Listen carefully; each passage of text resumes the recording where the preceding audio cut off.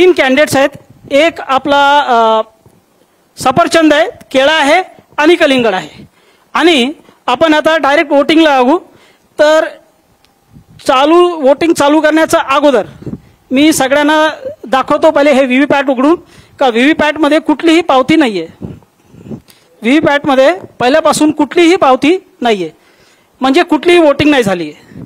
तर आपण इकडे आता वोटिंग चालू करू आणि जे आपण वोट करणार त्याची पावती आपण इकडे बघणार आणि मग आपण कन्फर्मेशन करणार का आपल्याला ती पावती दिसली आणि त्यानंतर मग आपण सगळं चेक करणार का पुढे काय होतं.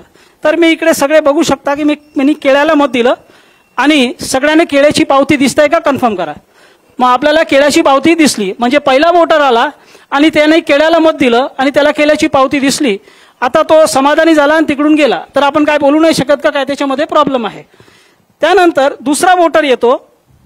दुसरा वोटर पण समजा असा आहे का तो एकाच फॅमिलीचा आहे किंवा एकाच एरियाचा आहे आणि एकाच मानसिकतेचा आहे, तो पण केळ्याला मत देतो असा होतो. आता परत समजा मी केळ्याला मत दिलं तर आपण बघू इकडे आपल्याला काय दिसतं, परत केळ्याची पावती दिसली.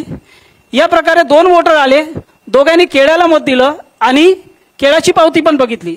आता ते समाधानी होऊन गेले. त्यानंतर आपण काय करतो, आपण एक मत कलिंगडला देतो. आता कलिंगडला मत दिलं, आपण परत कलिंगडची पावती कन्फर्म करू. आपल्याला कलिंगडची पण पावती दिसली. या प्रकारे तीन वोटर आले, दोन केळ्याचे आणि एक कलिंगडचा.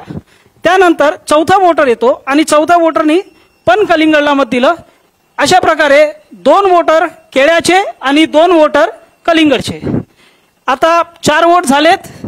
आपण तिसरा कॅन्डिडेट जो आहे सफरचंद, त्याला आपण एक मत त्याला पण देऊ. मग आपण सफरचंदला पण मत दिलं.